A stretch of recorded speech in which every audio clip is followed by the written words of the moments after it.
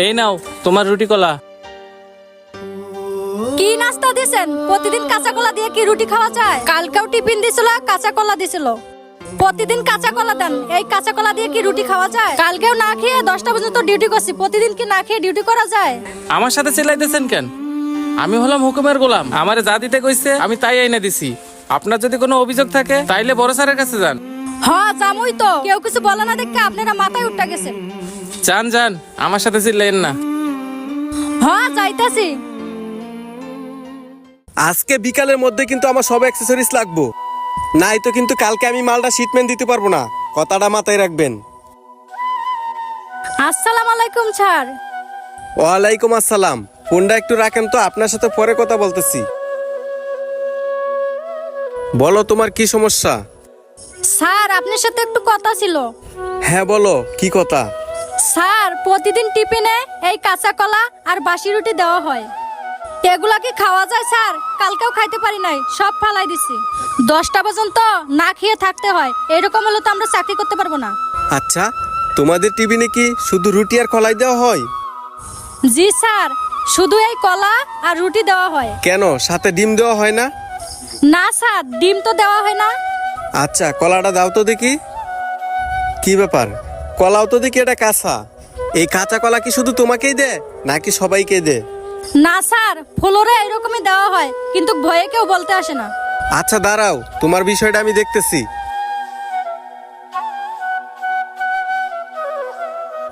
Hello Roni সাহেব, আপনি কোথায় আছেন? আপনি 1 মিনিটের ভিতরে আমার চেম্বারে আসেন। আসসালামু আলাইকুম স্যার। ওয়ালাইকুম আসসালাম, আপনি এসেছেন? আচ্ছা, ওয়ার্কারদেরকে আপনি কি টিফিন দেন?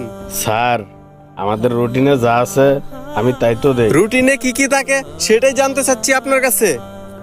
স্যার, একটা ডিম, একটা রুটি আর একটা কলা। কি হলো, উনি কি বলছে?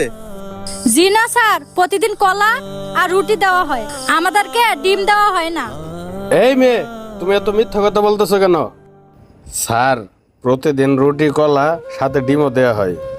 স্যার, এই মেয়েটা মনে হয় ডিম খেয়ে ফেলছে। না স্যার, আমাদের কোনো ডিম দেওয়া হয় না, ডিম খাবো কোথায় থেকে? এই মেয়ে, তুমি স্যারের সামনে মিথ্যা কথা বলতেছো কেন? 1 মিনিট। হ্যালো সুহাগ, তুমি কোথায় আছো? 1 মিনিটের ভিতরে আমার চেম্বারে আসো তো।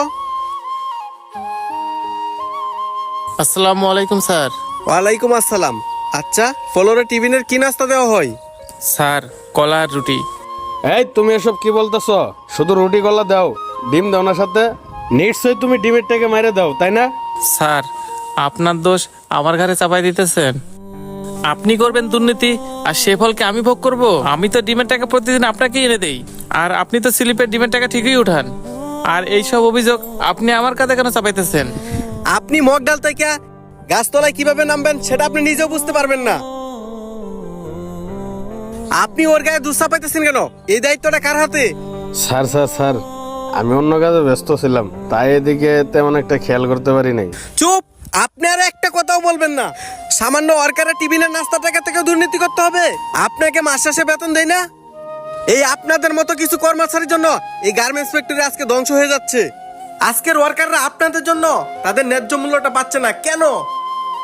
এই মেয়েটা যদি আজকে কাঁচা কলাটা না নিয়ে আসতো তাহলে তো আমি এটা বুঝতে পারতাম না যে আপনারা সামান্য টিফিনের টাকা থেকে দুর্নীতি করেন। এই তুমি দেখো তো, এই কাঁচা কলা রুটি তুমি খাইতে পারবা? এই কি হলো, আপনি কথা বলতেছেন না কেন? এই রুটিটা আর কাঁচা কলা আপনি খাইতে পারবেন? দেখেন তো।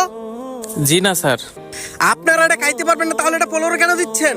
স্যার, এটা তো আমি দিতে চাচ্ছিলাম না, ম্যানেজার স্যারে কইছে দেখেই তো আমি দিছি। এই ম্যানেজার সাহেব, আপনি এই কলাদের রুটিটা খাইতে পারবেন? দেখেন তো।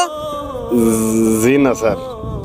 আপনি যদি এই কলা রুটি না খাইতে পারেন তাহলে ওরা কেমনে খাবে? সবকিছু আমি বুঝে গেছি, বুঝা শেষ। আপনার মতো ম্যানেজার যদি আমার এই ফ্যাক্টরিতে থাকে, আমার এই ফ্যাক্টরি ধ্বংস হইতে আর বেশি দিন সময় লাগবে না। সাফ সাফ বলে দিতেছি, আপনি আজকের ভিতরে রিজাইন দিয়ে চলে যাবেন। যান।